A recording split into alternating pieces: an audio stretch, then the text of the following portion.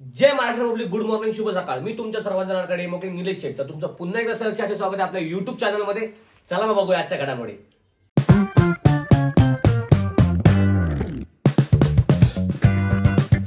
तर नेहमीप्रमाणे मी आणि प्रशांत चाललो होतो आमच्या कामासाठी लोकेशनवरती. पुढे आल्यानंतर आम्हाला भूक लागली होती. आम्ही नाश्त्यासाठी थांबलो अन्नाच्या इथे.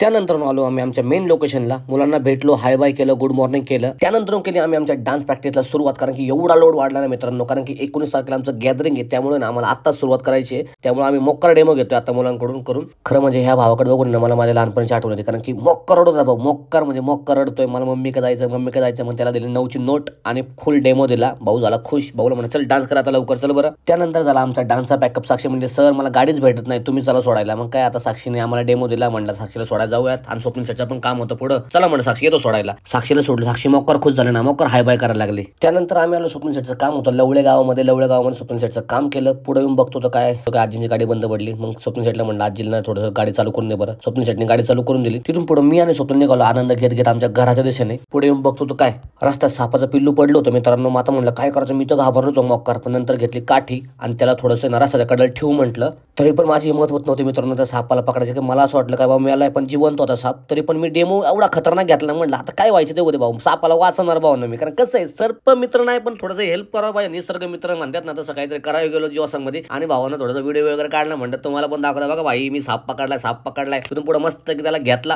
पप्पी नाही मस्करी केली. तिथून पुढे मग सोडला मित्रांनो त्याला रानामध्ये.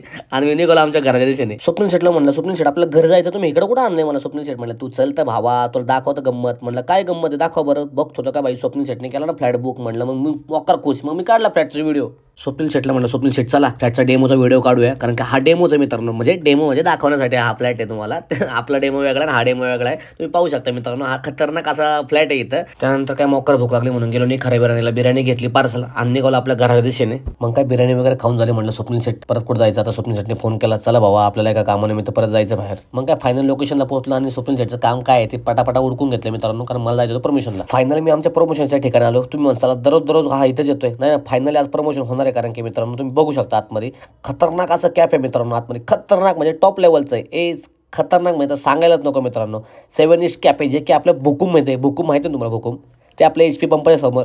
हा तेच मोक्कर डेमो घेतला. मोक्कर डेमो घेतला. तुम्ही पाहू शकता अतिशय सुंदर असे त्यांनी पदार्थ दिले दादांनी आम्हाला खाण्यासाठी. मी तर भाऊ व्हाईट सॉस पास्ता म्हणा वेगवेगळ्या प्रकारचे पिझ्झा ते काय म्हणतात ते ऑमलेट बिमलेट असलं उवडलं ना भावानं. खतरनाक क्वालिटी असले खतरनाक. बघा ना तुम्हाला बघूनच पाणी सुटणार मित्रांनो. पण तोंडाला पाणी सोडून नका देऊ दादा. नो तुम्हाला जावं लागेल, आनंद घ्यावा लागेल. मी तर घेतला सँडविचचा आनंद, त्यानंतर घेतला मोक्कर कॉफीचा आनंद. हे फील घेऊन पितो हे म्हणजे हे बात खतरनाक टॉप क्वालिटीचा. आणि हे नाही का आपलं फेवरेट होतं भावांनो टॉप लेवलचं.